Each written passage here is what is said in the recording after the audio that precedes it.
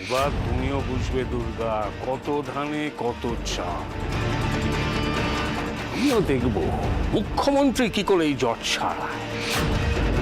ও হয়তো ভাবছে সমস্যা একটা, কিন্তু এমন ভাবে ফাঁদ পাতা একটা মেটালে আর একটাই গিয়ে আটকে যাবে। হ্যালো হ্যালো, হ্যাঁ হ্যাঁ বলো, আমি শুনতে পাচ্ছি। কিন্তু তুমি কাঁদছো কেন? দুর্গা, তুমি আমায় ফোনটা দাও, আমি কথা বলছি। দাও। অনি, আমি কথা বলছি তো। হ্যালো হ্যালো, শোনো, তোমাকে বেশি কথা বলতে হবে না, তুমি শুধু বলো কোথায় আছো। ব্যাপারটা শুধু আমার না, এখানে অনেকে। ভয় পেও না, আমি যা জানতে চাইছি সেটা বলো, না হলে আমি কিছুই করতে পারবো না। দুর্গা, এতক্ষণে যখন ও কিছু বলে উঠতে পারেনি তখন ফোনটা দাও না, অনেক ওকে এন্টারটেইন করো না তুমি। শোন, তোর কি মনে হচ্ছে এটা ফাঁদ? হ্যাঁ, হতে পারে বল, হতে পারে বল। এইসব ফোন টোন করছে এখানে বাবা। হ্যালো, আপনারা একটু আস্তে কথা বলুন না, আমি শুনতে পাচ্ছি না। হ্যালো হ্যালো, তুমি কাঁদছো কেন আমাকে বলো। আচ্ছা ঠিক আছে, তুমি 1 মিনিট সময় নাও, নিজেকে সামলাও, আমি কলটা ধরে আছি।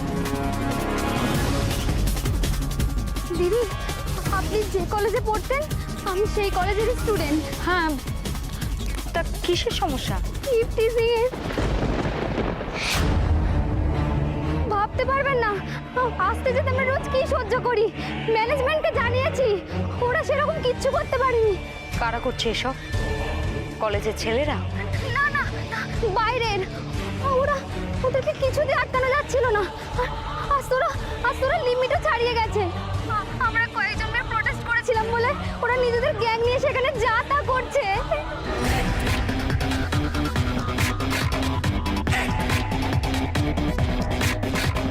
কি করে এটা সম্ভব? আর কলেজের সিকিউরিটি কোথায়? তোমরা অফিসে যাওনি? পরীক্ষা হয়ে গেছে বলে কলেজ প্রায় ফাঁকা। আর ওরা ছেলেগুলো তো ডেঞ্জারাস, ওরা সিকিউরিটিকে ধরে মারছে।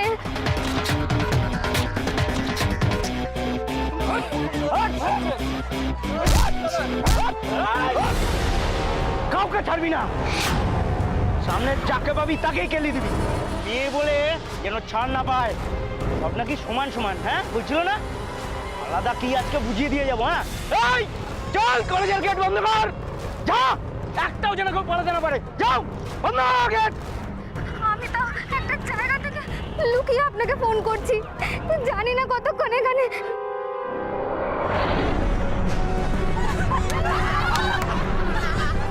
দাঁড়াও দাঁড়াও, আমি এক্ষুনি কোনো ব্যবস্থা করছি, আর আমি যত তাড়াতাড়ি সম্ভব পুলিশ ফোর্স পাঠানোর চেষ্টা করছি। পুলিশকে আগে জানানো হয়েছিল, ওরা কিচ্ছু করেনি। আর সব বদমাইশগুলোর পুরো মুখার্জির পলিটিক্যাল লিডারদের হাত আছে।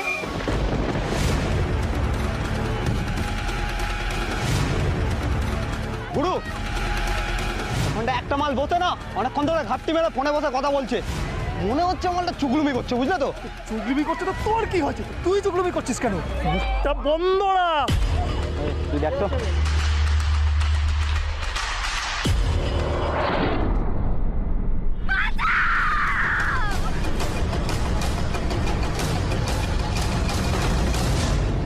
এবার তুমিও বুঝবে দুর্গা, কত ধানে কত চাল। আমিও দেখবো মুখ্যমন্ত্রী কি করে এই জট ছাড়ায়। জট ছাড়াবে কি? জট তো এরপর আরো পাকাবে। আমার তো তোমার উপর রাগে একেবারে গা পিত্তি চলে যাচ্ছিল, কিন্তু এটার পর মনে হচ্ছে তোমাকে দুটো চুমু খাই। আমি ভেবে পাচ্ছি না যে তুমি আমাকে ভুল বুঝলে কি করে। এই দেখো, এই হসপিটালে বেডে শুয়ে বসে কি বোঝা যায় বল দিন। যাই হোক, কিছু মনে করো না, জানো ব্যাপারটা একেবারে না ওষুধের মতো কাজ দিয়েছে। ওহ, এমন ফুরফুরে লাগছে এখন। আরো লাগবে যখন দেখবে দুর্গা এর থেকে বেরোতে জেরবার হয়ে যাচ্ছে। ভালো ফাঁদে ফেলেছি ওকে। ও হয়তো ভাবছে সমস্যা একটা, কিন্তু এমন ভাবে ফাঁদ পাতা একটা মেটালে আর একটাই গিয়ে আটকে যাবে। আর এমন ফাঁসবে তখন যে একদম শেষ। একদম একদম ঠিক। সাবাস প্রজো, ভেবেছিলাম ঘোড়া আমার বুড়ো হয়েছে, কিন্তু তুমি এখনো লম্বা রেস দৌড়তে পারো। আমি তো বলেছি অভি, পরিস্থিতি যাই হোক না কেন তুমি আমার উপর ভরসা রেখো। তোমাকে তো নতুন করে চিনছি ব্রজ। আগে ভাবতাম তুমি বেশ কাজের লোক, কিন্তু এখন দেখছি তোমার বুদ্ধিটাও আমার কাজে লাগবে। এসব তোমার সাথে সাথে থেকেই তো শেখা অভি। আরে আমার তো ধারণা ছিল মিহির অনেক কিছু শিখেছে, কিন্তু শিখে জায়গা মতো কাজে লাগাতে পারলো কই? তুমি বয়সের সাথে সাথে পলিটিক্যাল গেমগুলো বেশ রপ্ত করে নিয়েছো। হ্যাঁ, দাঁড়াও না, একবার এসব মিটিয়ে বেরোই, তোমাকে আমি অন্য পোস্ট দেব। আমার ওসব কিচ্ছু চাই না অভি, আমি শুধু চাই তোমাকে আগের মতো বুক ফুলিয়ে ঘুরে বেড়াতে দেখতে। হ্যাঁ, আমিও তো তাই চাই ব্রজ, কিন্তু দুর্গা অলরেডি নিজের শক্তি অনেকটা বাড়িয়ে নিয়েছে। তবে ভরসা একটাই, এখন ওর মধ্যে বেশ কিছু আবেগ ঠাবেগ কাজ করে। আবেগ দিয়ে ভালো ঠালো বাসা যায়, রাজনীতি হয় না। এইটা ওকে বুঝিয়ে দিতে হবে।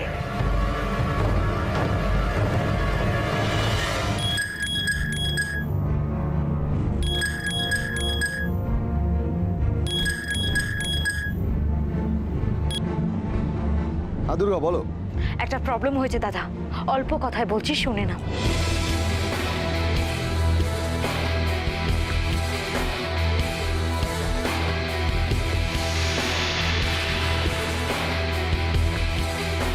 এত বড় সাহস কলেজের মধ্যে ঢুকে? আমারও সেটাই মনে হয়েছে।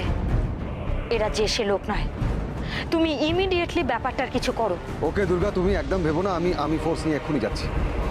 তুমি পৌঁছো, আমিও আসছি। না দুর্গা না, তোমার যাওয়ার কোনো দরকার নেই, আমি তো আছি, আমি দেখে নেব। আমি জানি দাদা, কিন্তু আমার ওখানে যাওয়াটা উচিত।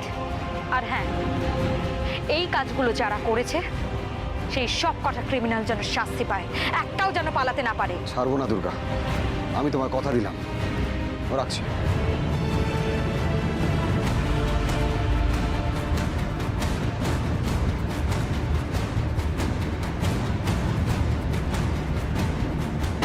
মিস্টার বাগচি, ফোর্স রেডি করুন ইমিডিয়েটলি। এই চলো।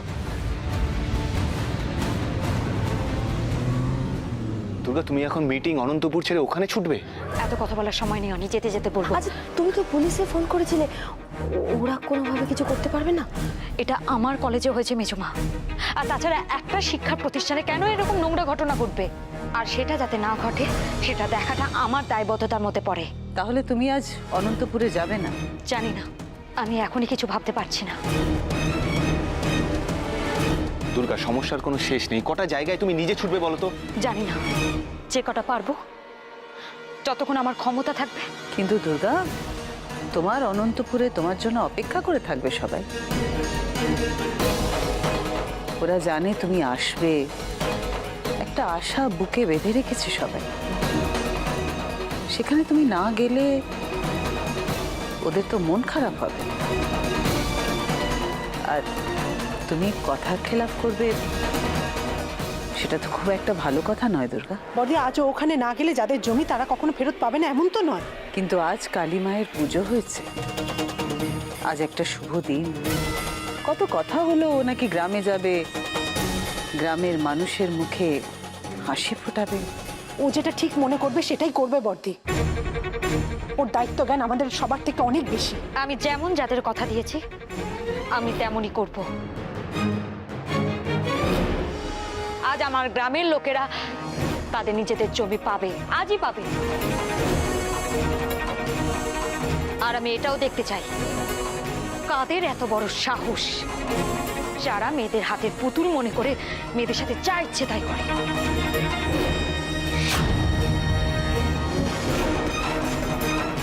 কিন্তু দুর্গা, তুমি এখানে দাঁড়িয়ে সময় নষ্ট করে কোনো লাভ নেই, চলো এসো।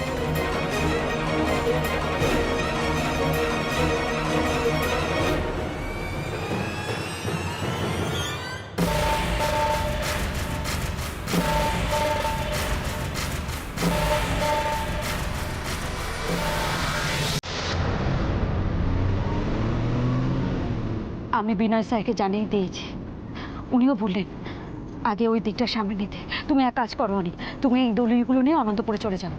কি কি বলছো তুমি? হ্যাঁ, তোমার ওখানে পৌঁছানোটা জরুরি। এই ঝামেলার মধ্যে তোমাকে একা ছেড়ে আমি জমির দলিল বিক্রি করতে যাবো? হ্যাঁ, যেতে হবে তোমাকে, আমার জন্য যেতে হবে তোমাকে। দুর্গা প্লিজ জেদ করো না, ঝামেলাটা আগে মিটুক, তারপর সম্ভব হলে যাবো, নাহলে কাল পরশু। তুমি কেন বুঝতে পারছো না? এতে কথা খেলাপ করা হবে। দুর্গা, তুমি মায়ের ব্যাপারটাকে সিরিয়াসলি নিচ্ছ? মা তো কিছু ভুল বলেননি। সত্যিই তো, গ্রামের মানুষগুলো অনেক আশা করে বসে থাকবে, আর আমি সেটা ভাঙতে চাই না। তুমি এই সমস্ত দলিল বাবার নাম করে ফেরত দেবে, এটা আমার ইচ্ছে। ইচ্ছে? ইচ্ছেটা কিন্তু অর্ডারের মতন শোনাচ্ছে দুর্গা। তুমি কেন এত টেনশন করছো বলো তো? আমার সাথে পুরো প্রোটেকশন আছে, তারপরে প্রদেশটা তো পুরো ফোর্স পাঠাচ্ছে, তাহলে কেন তুমি টেনশন করছো? দুর্গা, তুমি বুঝতে পারছো না? তুমি হ্যালো, হ্যাঁ দিদিয়া, তুই ভালো সময় ফোন করেছিস। তুই বেরিয়ে গেছিস? হ্যাঁ, আমি রাস্তায় আছি। শোন না, তোর একটা হেল্প চাই আমার। আমার হেল্প? প্লিজ দিদিয়া, প্লিজ না করিস না, আমার খুব প্রয়োজন তোকে। না চুটকি, তুই বল না, তোর জন্য কিছু করতে পারলে আমার তো ভালোই লাগবে, বল প্লিজ। দিদিয়া, আমি বুঝতে পারছি না কখন এদিকের কাজ সেরে আমি অনন্তপুরে যাব, আর আজ গ্রামের মানুষদের জমির দলিল ফেরত দেবার কথা। ওই দলিলগুলো তুই হাতে পেয়ে গেছিস? অভিনব মুখার্জি দিল তোকে?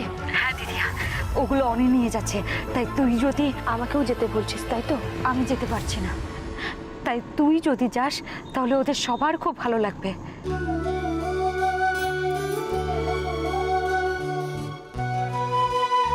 আমি যাব দুর্গা।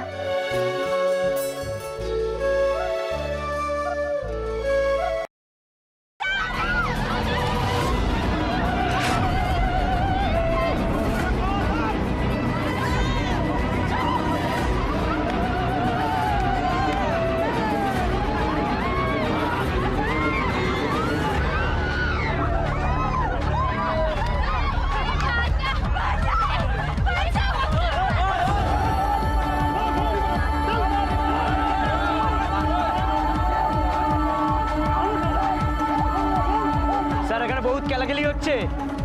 হ্যাঁ স্যার, হ্যাঁ সাউন্ড শুনে বুঝতে পারছেন তো? প্রেসের লোকজন এসছে তো? হ্যাঁ স্যার, সবাইকে ডেকে নিয়ে আসা হয়েছে। তবে দুর্গা মুখ্যমন্ত্রী হওয়ার পর তো এরকম পাওয়া লাগে হয়নি, তাই না? আর দুর্গা এখনো আসেনি, তাই তো? না স্যার, এখনো আসেনি। তবে দুর্গা যত দেরি করে আসে ততই মঙ্গল। আসলে কোথাও আগুন লাগলে দমকল যত দেরি করে আসবে, লোকজন তো ততই উত্তেজিত হয়ে যাবে, তাই না?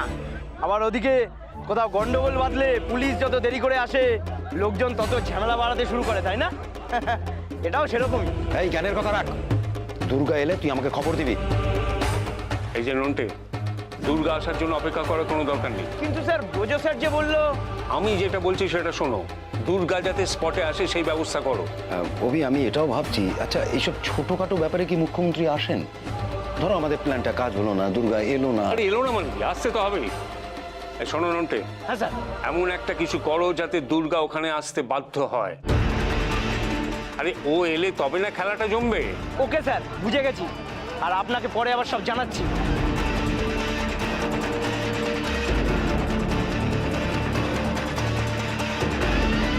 ওই শুনো, এদিকে আয়। বলো উড়ো। দাঁড়া। কি হলো? এটাকে আবার সাথে করে নিয়ে আসলি কেন? মনে ধরেছে নাকি? আরে সাইডে বোধ মনে হচ্ছিল কাউকে খবর দিচ্ছিল ফোনে, ভাগ্যিস দেখতে পেয়ে গেছি। কাকে ফোন করছিলে মামনি? পুলিশকে? প্লিজ আমাকে ছেড়ে দিন, প্লিজ ছেড়ে দিন আমাকে। আমার না আধা খামচা কাজ একদম পছন্দ হয় না মামনি। পুলিশকে ফোন করেছে, সব জানিয়েছে, তাই শাস্তিটাও পুরোটাই পেতে হবে, তাই না?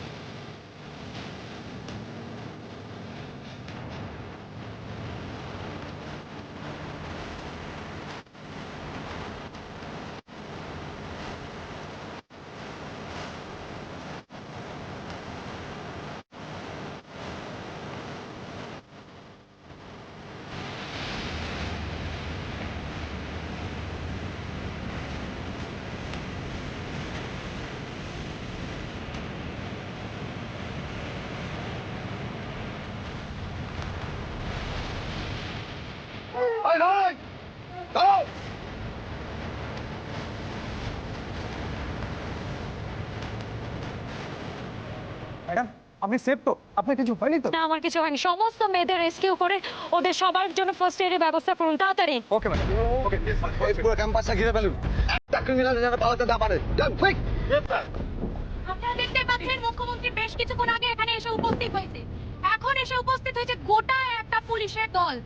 কিছুক্ষণের মধ্যেই হয়তো এই অবস্থা আয়ত্তে চলে আসবে। কিন্তু দুর্ভাগ্যজনক একটা শিক্ষা প্রতিষ্ঠানে এইরকম ঘটনা, কোথাও কি আজ মহিলাদের জন্য কোনো সুরক্ষিত জায়গা নেই? এটাই প্রশ্ন করতে চাই আমরা মাননীয় মুখ্যমন্ত্রীর কাছে।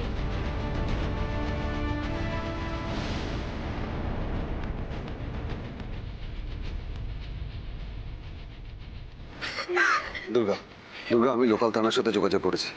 অদ্ভুত ব্যাপার যে কলেজের এত কাছাকাছি থানা হওয়া সত্ত্বেও ওরা এই খবরটার ব্যাপারে কিছু জানেই না। তুমি সবাইকে এখানে আসতে বলেছো? হ্যাঁ, আমি আসতে বলেছি, এক্ষুনি হয়তো এসে পৌঁছে যাবে। ম্যাডাম, ম্যাডাম, মেয়েদের সবাইকে রেস্কিউ করা হয়েছে। সবার কি অবস্থা?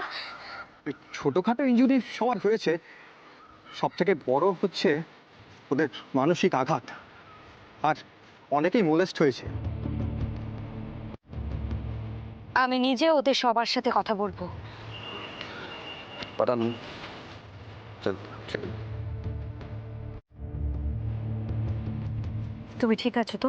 আমি আপনাকে ফোন করেছিলাম, ওরা দেখে ফেলেছিল আমাকে, আর প্রত্যেক দিন আমাদের টিজ করে, আর কলেজে কোনো অনুষ্ঠানে ছুটির সময় আমাদের গায়ে হাত দেয় বিশ্রীভাবে। কেউ লজ্জায়, কেউ ভয়, কেউ কিছু বলতে পারেনি, আর বললেও কোনো কাজ হয়নি। আজ যে ফোনটা তুমি করেছিলে সেটা আগে করলে এরকম একটা দিন দেখতে হতো না। কত মেয়েই তো এরকম হেনস্থা হচ্ছে প্রতিদিন, কত মেয়ে আপনাকে জানাবে। ম্যাডাম, স্টুডেন্টরা যা বলছে তাতে তো প্রশাসনের দক্ষতা নিয়ে প্রশ্ন উঠে আসছে। আজ একটা কলেজে এরকম হয়েছে, কাল হয়তো এইরকম আর কিছু ভবিষ্যতে যাতে না হয় তার জন্য যা যা ব্যবস্থা নেবার আমি নেব। আমি আপনাদের সবাইকে কথা দিচ্ছি। কিন্তু এই ছেলেগুলো তো আপনাদের দলের, রাজনীতি করে ওরা, আপনাদের ছত্র ছায়াতেই তো ওরা এতবার বেড়েছে। আপনাদের মনে হয় দল এরকম ক্রিমিনালকে কোনোভাবে প্রশ্রয় দেয়? আর এরা যদি নিজেদের দলীয় ভূমি বলে দাবি করে তাহলেও এরা পার পাবে না। আপনি এখন এইসব বলে যাচ্ছেন, কালকেই দেখা যাবে জামিন পেয়ে এরা বুক ফুলিয়ে ঘুরে বেড়াচ্ছে। আমি থাকতে সেরকম কিচ্ছু হবে না। প্রদেশা, হ্যাঁ, বলো। তুমি একটা এদের কাছে লিখিত কমপ্লেন লেখো। যাও, তোমরা যাও, এনাদের কমপ্লেনটা লিখুন, যান। আর হ্যাঁ, এমন ভাবে চার্জশিট বানাও যে এই ক্রিমিনালগুলো যেন কঠিন থেকে কঠিনতম শাস্তি পায়। যান, এদের গাড়িতে তুলুন, যান।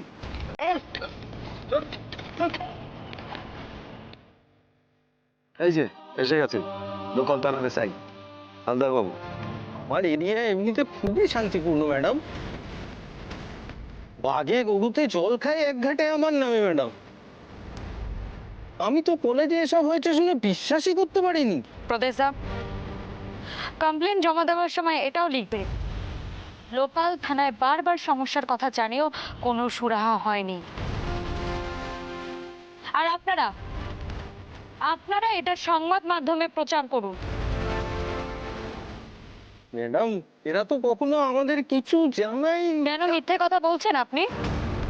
সত্যি বলছি ম্যাডাম, আমি জানি না যে ইফ টিজিং হয় এটা রোজকার ব্যাপার, সেটা আপনাকে জানানো হয়েছিল মিস্টার হালদার। তাও থানা থেকে কোনো স্টেপ কেন নেওয়া হয়নি? আমার মনে হয় আপনি কিছু বলতে চান, বলে ফেলেন মিস্টার হালদার, না হলে এর জবাবদিহি হয়তো অন্য কোথাও করতে হবে। আমাদের হাত পা বাঁধা থাকে ম্যাডাম। কখনো স্টেপ নিতে গেছি, এদের অ্যারেস্ট করব বলে বেরোবো, তার আগেই ফোন। ওরা দলীয় কর্মী, ওদের গায়ে হাত দিলে আমার ট্রান্সফার করিয়ে দেওয়া হবে। ব্যাস, আপনি হাত গুটিয়ে বসে গেলেন। আমাদের কতটাই বা এই উর্দির গুরুত্ব জেনেই নিশ্চয়ই গায়ে দিয়েছেন। এই সব কথা বলতে আপনার লজ্জা হওয়া উচিত। বারবার আপনি পিছিয়ে গেছেন বলে আজ এই বদমাইশগুলো আজ এই কাজগুলো করার সাহস পেয়েছে। Sorry madam. মিস্টার হালদার, শুধু ট্রান্সফারের ভয় আপনার চাকরি বড় হলো এতগুলো মেয়ের সম্মানের থেকে? ওরা যদি আপনার নিজের কেউ হতো তাহলে আপনি এভাবে চুপ করে থাকতে পারতেন? মিস্টার গুপ্ত,